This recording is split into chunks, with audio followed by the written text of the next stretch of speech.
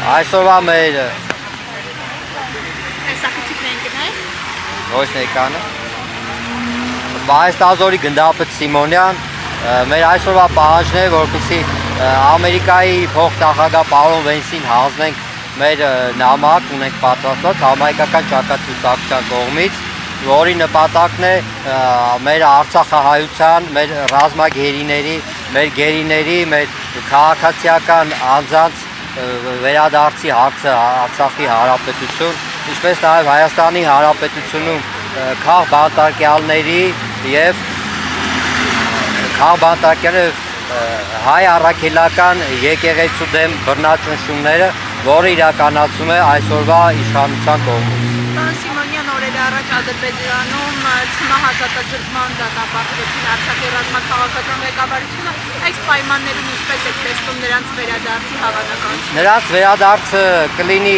հուսով եմ այն ժամանակ, երբ որ այսօրվա իշխանությունները չլինեն պետության գլուխ։ Նույն օրը նաև հանրապետության վարչապետը խաղաղության եւ եղբայրության Զայեդ մրցանակի արժանացավ եւ հայտարարեց, որ Հայաստանի եւ Արցախի միջև մարտական էջը փակված է, այսուհետև միայն խաղաղություն է լինելու։ Դա քաղաքացիական պայմանագիր կուսակցության համար է փակված։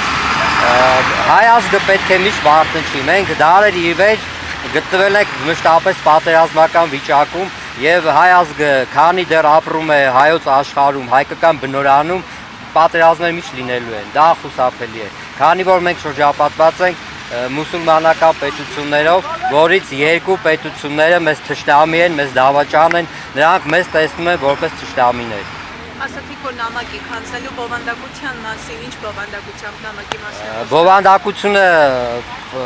Բովանդակությունը հայ գերիների վերադարձն է Հայաստանի Հանրապետություն, հայ առաքելական եկեղեցու դեմ այսօրվա բռնաճնշումներն են եւ արցախահայության վերադարձը դեպի Արցախ։ Քանի որ անդրադարձեք եկեղեցուն, վարչապետը նաև ասում է, որ այս process-ը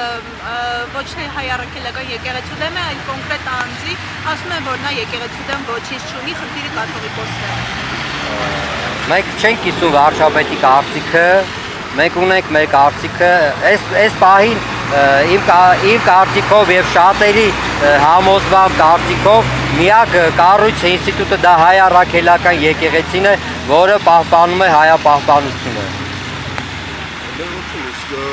Ինչ է կարծում այդ ձեր թվարկած խնդիրների վերաբերյալ Նիկոլ Փաշինյանը օրինակ J.D. Vance-ի հետ հանդիպման ընթացքում այդ հարցերը քննարկվի կփորձի ինչ։ Կարծում եմ ոչ։ Ինչու՞։ Որովհետև դա ձեռնատու չի։ Հայաստանից հետո նա նաև Ադրբեջան է մեկնելու, այնտեղ կքննարկվի այս հարցերը։ Դա կապված է օրվա իշխանության եւ մնացած մեր հասարակական կազմակերպությունների, ընդդիմադիր մնացած ուժերի, նաեւ այսօր Արցախահայությունը հավաք է կազմակերպում ԱԳՆ նախարարության մոտ, կարծում եթե լավ ճնշում լինի, միանշանակ քննարկվելու է։ Շնորհակալ եմ շատ։